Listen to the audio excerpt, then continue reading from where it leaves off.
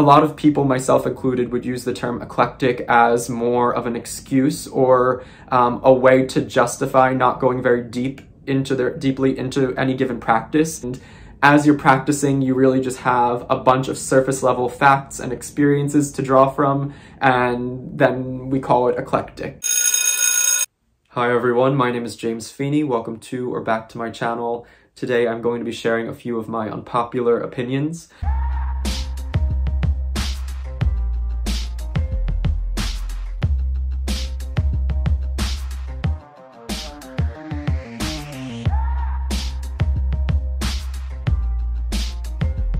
This video actually came about on accident. I was brainstorming video ideas, writing down a few concepts and opinions of mine that I might want to explore further, and it turned out to be more of a list of opinions that I hold in terms of tarot and spirituality, and so I decided to structure it in that way, and I thought it would be fun to maybe get some conversations going, find some other opposing viewpoints, or see if anybody out there can relate or holds the same opinions as I do. I know that unpopular opinion videos and content have been around for quite some time across many sectors of YouTube, whether it's beauty, lifestyle, witch talk, or witch tube, that sort of thing. So there's no real origin that I know of in terms of unpopular opinions that are, expressed in that sort of format. I also tend to see that unpopular opinions are synonymous with people just sharing bold opinions. So while the opinion itself might be somewhat well regarded, or it might not actually be unpopular, it is more contentious or divisive, and that is synonymous, I guess, with the unpopular opinions. So mine's going to include opinions of that variety as well. I also thought it would be a nice way to get to know each other better. I've been lacking in inspiration a bit in terms of making videos and finding things that I want to share and speak about, and so this seemed like an easy way to just share a little bit more of myself, and perhaps I might want to flesh out one of these opinions that I hold in greater detail later in time. So if that is of interest, let me know. If there's anything that you all would like to see or have me speak about or do a video on, please let me know. I'm definitely open to suggestions at this point. So I guess we'll jump right into it. The first, and I guess this one just came up by virtue of experience, is that I'm not a big fan of the herb or the plant lavender.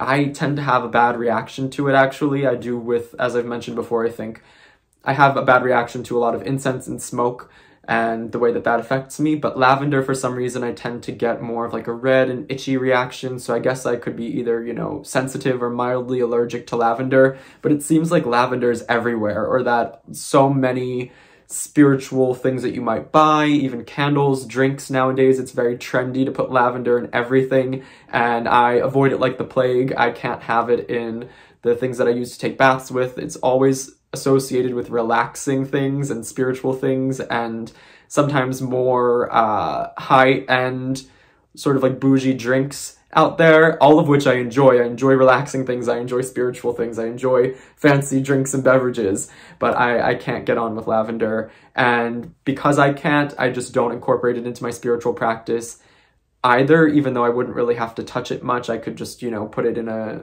little bag or use it in a working.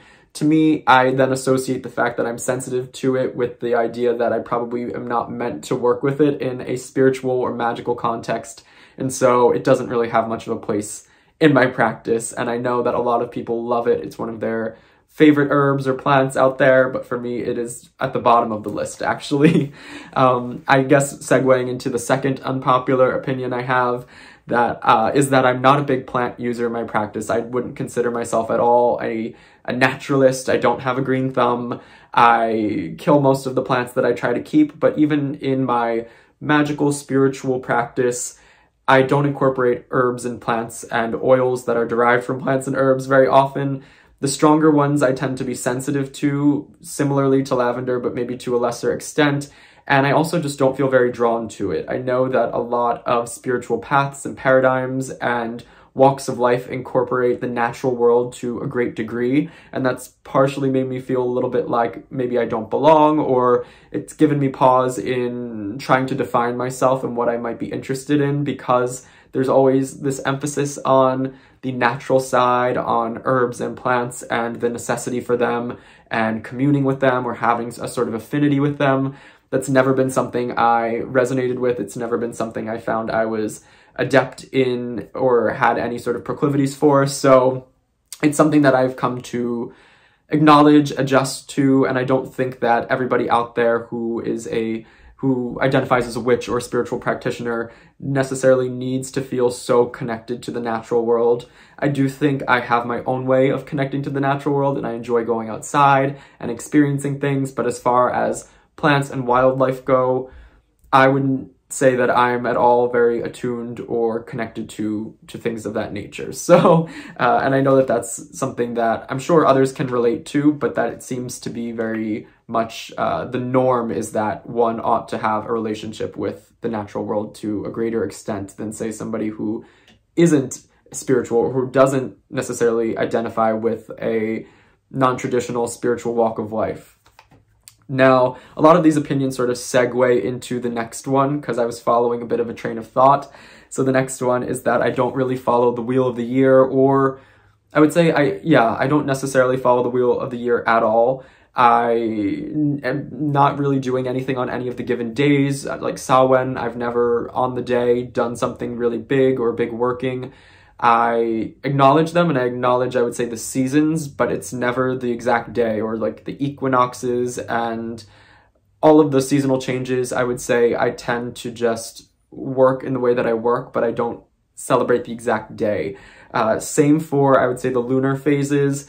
I occasionally will do something on a full or a new moon when it strikes me, but I'm not somebody who's super attached to the movements of like the changes in the earth and the lunar cycles. And I know a lot of people are, and that's something that's stressed and emphasized in certain spiritual paths and practices, especially in regards to those who cast spells and have a lively practice in terms of, you know, deities, natural powers, just creating and crafting things for themselves. It's never been my cup of tea to adhere to something like that so strictly or stringently. I do find that I will, in the general time frame, end up doing some sort of working that I find is applicable to a time of year or a moon phase, but it's never right on the money, and I'm not good at planning in that way at all. Or if I find out, you know, the day of or the day before, it tends to be too much of a short notice sort of thing for me to get something going. So yeah, that's one that I have not gotten fully on board with.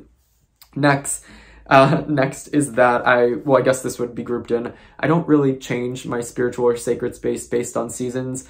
For me, it changes when I feel it should change, so it's more of my personal seasons. If I'm making my way into maybe a new topic or doing something different, it'll change. If it doesn't feel like I'm connecting with it, that's what will be the reason for me to change my sacred space, but I'm not putting herbs or plants or items that are indicative or connected to a season or the natural world. I guess that then segues back to the idea that I'm not as connected to the natural world, and so it wouldn't make sense for my altar and sacred space to reflect any changes going on therein. So the next I have, and this one's more of a tarot unpopular opinion, is that I don't cleanse my decks. Occasionally I'll do little, I guess, rituals or things that I find connect me more to a deck, but it's less about cleansing it. I don't necessarily believe entirely, and I would say that this is something I've gone back and forth on, that the deck holds energies of others. I definitely think a good shuffle for me would be the extent of the cleanse, and that for me is just about randomizing the cards after they've been used to read for somebody else or myself, so that way they're not clumped together and somebody else is not going to get the same sequence of cards necessarily, or at least they're not guaranteed to. So yeah, I'm not a big deck cleanser. When I receive a deck in the mail, even if it's secondhand, I am not so keen or caught up on the idea that I need to cleanse it before I use it or between uses of clients and myself. It's just not something I've ever felt I needed to do. And I haven't had any instances where I felt I suffered for it. So I guess nothing has come along to make me feel like I need to change that practice or that idea for myself. Next, I guess this is more of a general spiritual and tarot related topic. I guess it speaks a lot about the my ideologies in terms of life at large. I don't think there's any one right way to do something, but I do think there are wrong ways. So I guess this means that, for example, there's no right way to shuffle a tarot deck, but I do think there may be a wrong way. So I guess that sounds a bit like a contradiction, but I mean it in that, for example, there's no right way to cast a spell, but I would say a wrong way might be when you don't feel connected to it, or a wrong way might be when you have to do something that harms yourself in order to cast the spell, or something to that capacity. So while there isn't a right way to cast a spell, there are an innumerable amount of ways, and depending on what path you're on or what traditions and cultures you are situated in, there's going to be a variety of different ways to cast spells.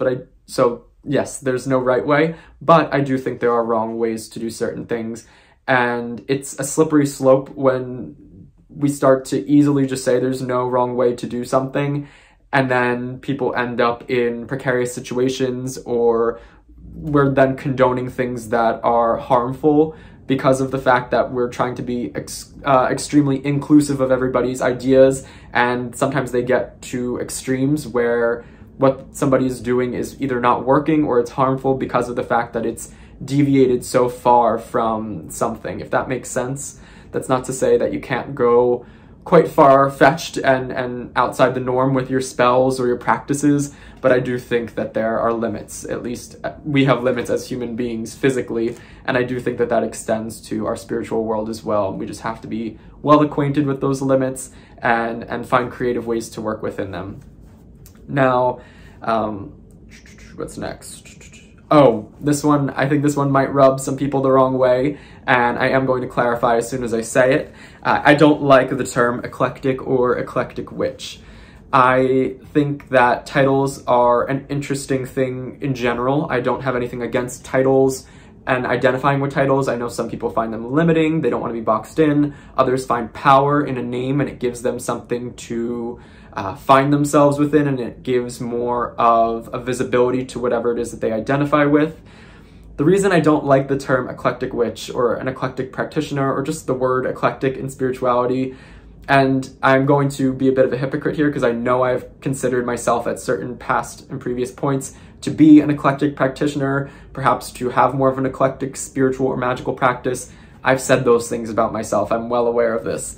I have recently come to the conclusion for myself, and I have seen it with others. I'm not saying this is true across the board or that it's true for you, but that a lot of people, myself included, would use the term eclectic as more of an excuse or a way to justify not going very deeply into any given practice. It was a way for me at some points, and I know I've talked to others who have experienced this as well. It's a way to justify remaining at the surface and having a really short attention span and jumping from one paradigm or practice or culture or walk of life, walk of spirituality, jumping from one to another, and as soon as you hit difficult points or points where you really need to start to invest yourself, you kind of just skip on to the next thing. And as you're practicing, you really just have a bunch of surface level facts and experiences to draw from, and then we call it eclectic. And there's a lack, I would say, of understanding, deeper understanding in terms of a lot of different practices, but there's a great breadth, but not a great depth, and so we call it eclectic. And I do think that I've done this, I am guilty of it, but I do think a lot of others are as well, but it's kind of maybe a shadowy point or a point of insecurity, something that would definitely trigger a few people a bit if you were to ask them too much about that. So yeah, I don't really like the term eclectic. I think there are better ways to categorize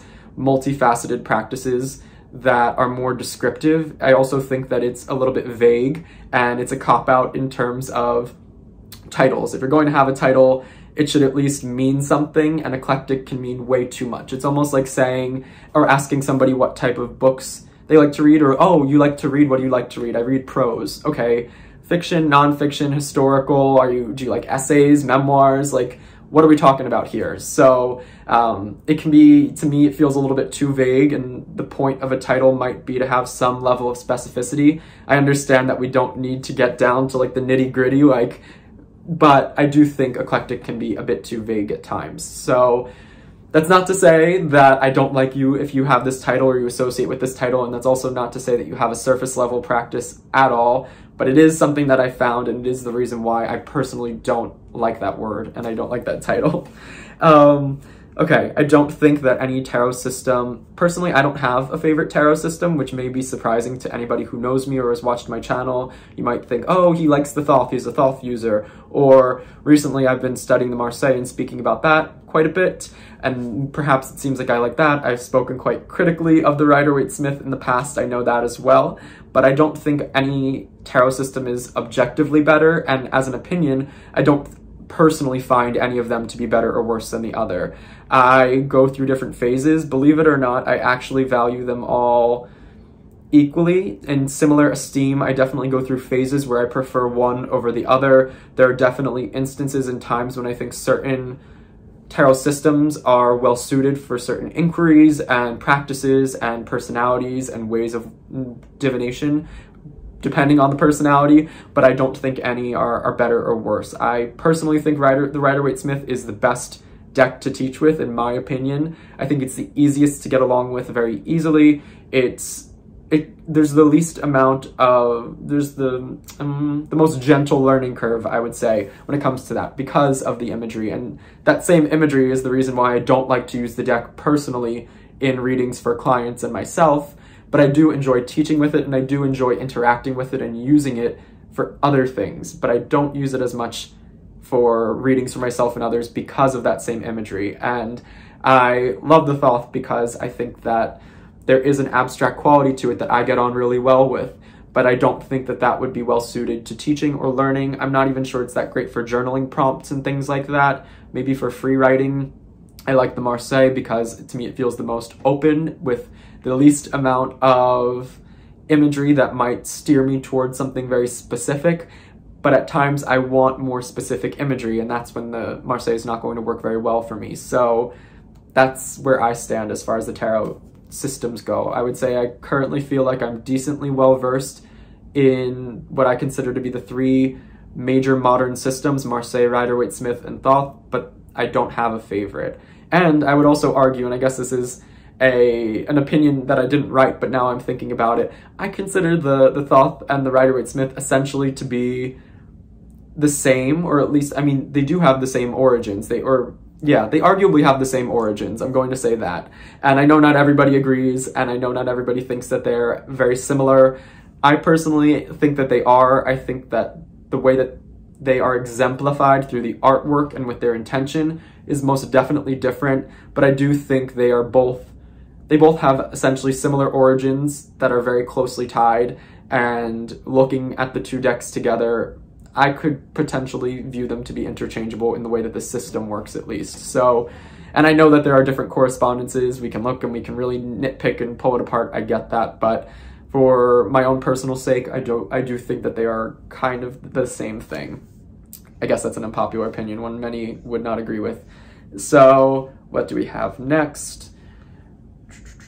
I would say, okay, this is an unpopular opinion, I suppose. I am a natural skeptic in regards to most things, but I do like to keep an open mind. So in tarot, upon perhaps even seeking out readings from others, I am skeptical of other tarot readers, being one myself. I want to get to know them. I want to look at what other work they have out there, what I can see to be able to understand who they are and what they do before perhaps booking or getting a reading from them. I am skeptical of my own paranormal experiences, which I have a video on. I'm skeptical of all things. I don't jump to the conclusion that something is true or valid or right. I will always have some sort of reservation before jumping in wholeheartedly to believe something. And even when I am mostly sure, there's almost always an ounce of skepticism left, even in things that I feel 99% confident in.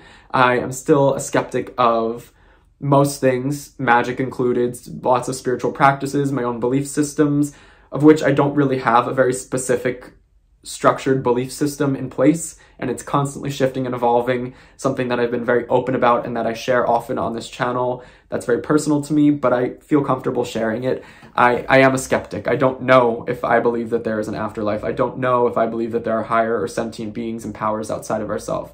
I don't know that the spells I do work because of energy or what have you. I don't know these things, and so I'm skeptical of them as much as I would like to believe them, and I definitely will wax and wane in the degree to which I put stock in certain beliefs. It's not like I get to a certain point and it's proven enough for me to invest and remain at this place. It might wane over time, depending on where I'm at. So my level of belief is not predicated necessarily even on results or substantiated evidence or proof. It's more of a feeling, but it's also something that I will pick apart in a more empirical way as well. Yes, and sometimes it's very frustrating, but other times I value it, so it's a double-edged sword. But I would say I am quite skeptical, and I'm not somebody who really gets on well with the idea of blind faith or believing in something without there being evidence or proof. And that may seem to some to be like the antithesis to a spiritual person who who functions in the way that I do. To me, it is it's an asset. It's an asset that I value in myself and my spiritual work. So what do we have next? Oh, okay, this one. I don't care necessarily how, or I don't care if magic works based purely on psychology, or if there's something outside of ourselves, if it's this like consciousness that can change reality, or if there's energy, or if there are higher powers that can intercede on our behalf. I don't care if it's entirely scientific in a way that's really unexciting and mundane, and I don't care if it happens to be the exact opposite, or I don't care if it's somewhere in between. I don't find any of those to be disappointing. I would not be, I'll say this, I would not be disappointed if I found out that magic was purely psychological with nothing that went beyond it. Do I think it's that far on that end of the spectrum? Probably not. We have a lot of really promising evidence in the way of consciousness actually being able to, you know, affect change outside of ourselves. So I would think it would at least need to be a few degrees toward the opposite end. And then there's the full opposite end where energy can be manipulated, everything is fluid, there are higher powers that exist outside of ourselves, something beyond life as an organic biological organism, all of those sorts of things as well. I really could not care less where it falls on that spectrum. That's not to say that I don't care how magic works. And I think that that's a careful or that's a distinction I want to make. I am curious about how it works. I'm going to go out of my way to continue to learn, pick apart, and I want the answers, but I'm okay with whatever the answer ends up being. So I don't care what the answer is, but I do want to know it. So I'm going to continue to be a student, to be curious, to seek out these things and seek out answers and proof and evidence for myself, to learn through experience, but I will be satisfied no matter where the answer lies. Now, I have a lot of trouble committing to a path or practice, and this one may seem quite contradictory to me saying I don't get on well with the term eclectic, and that it's, I thought that eclectic was the way of somebody, or can be a way of others and myself, really dabbling in surface level things that, and as soon as the going gets tough or we need to invest further, moving on to the next thing. That can definitely be the case. I found that there are certain topics that I'm interested in that I'll go deeply with, but that I won't necessarily tie them to a path or a practice. For example, I am deeply invested in consciousness and the way that the idea of a human's essence or our being and what we are, that to me is so central, and to me that's a concept that exists outside of any culture and spiritual practice. And I think most cultures and spiritual practices will include something that is meant to incorporate understanding or working with that idea, or to have their own thoughts and opinions on what consciousness, a soul, human essence, being, existence is. And so I am invested in looking to a bunch of different cultures for their opinions and thoughts and beliefs on that very specific topic. And so I'd rather attach my investment, I would rather invest in a topic of spirituality that interests me, and then find within multiple cultures and belief systems what that topic is, what that culture or system makes of that topic, and then go deep in that way. So that's what I mean by that. I don't get on really well, for example, when I find myself in one spiritual practice. For example, you have things like, I guess Wicca, which could be considered a religion, You have more folk-like traditions. I'm not comfortable staying situated in just one and only adhering to practices from just one of those walks of life, but I know I'm invested in practices and learning that is associated with what I just mentioned before. So there's that. I guess if that makes sense, and that's just my thoughts on that, or my opinion on that. I guess I have my final one now, which is that I embrace contradiction. I actually seek it out. I love it. I love when something seems to be oppositional to something else, that I can say something, but another thing be the case. To me, that makes me more curious. It makes me want to find the common thread. It makes me want to sort something out. I'm not necessarily frustrated. I don't get upset. I don't think that something's invalid when there is a contradiction or an opposition to it. In fact, I think that that makes it more complex and rich. And when I see it in people as well, I want to understand it more. Contradiction makes me want to understand. It definitely triggers that student aspect of myself. I identify heavily with that teacher-student, I guess, archetype or way of existing. It's a way that I like to view my life path and my existence as being a student, and perhaps embodying the role of teacher when I feel I'm called to or I'm capable of doing so. But yes, contradiction is something I embrace unequivocally. I find it exciting. I love it more so than when something just works super cohesively, and that can be satisfying when something just fits and it's irrefutable. But to me, contradiction is more exciting. It sounds a little chaotic, it sounds a little dramatic, and perhaps it is, but I live for it and I love it. So those are just a handful of a few unpopular opinions that I hold. I think some are actually unpopular. Some are probably just more bold and divisive opinions. I'd be curious to know what you all think about these opinions. And of course, if you disagree or you hold different ones, let's keep it respectful in the comments, but I'm definitely curious. And if you want to know more about any of those, or would like for me to make video topics on any of that, let me know. I am looking for suggestions, as I am a little bit uninspired, but I hope you are all well. Like and subscribe if this was fun or interesting, and until next time, bye.